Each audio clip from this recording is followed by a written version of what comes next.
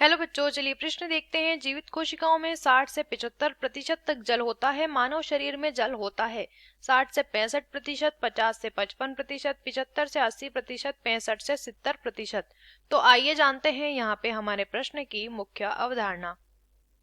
यहाँ पर लिखेंगे मुख्य अवधारणा।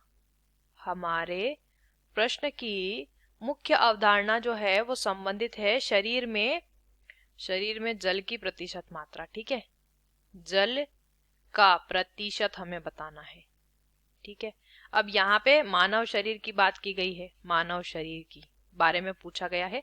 सबसे पहले तो जो जीवित कोशिका होती है, मानव के शरीर की जो कोशिका होती है, उस कोशिका में कोशिका द्रव्य होता है और उस द्रव्य में, कोशिका द्रव्य में या जीवित कोशिका में 60 से 75% क्या पाया जाता है? जल पाया जाता है। ठीक है, तो अब अगर मानव शरीर की हम बात करते हैं, मानव शरीर के अलग अलग अंगों में जल की प्रतिशत मात्रा अलग अलग होती है, लेकिन अगर पूर्ण शरीर की हम बात करते हैं तो पूर्ण शरीर में एक औसत औसत अगर हम देखेंगे तो 60 से 65% की मात्रा में जल पाया जाता है।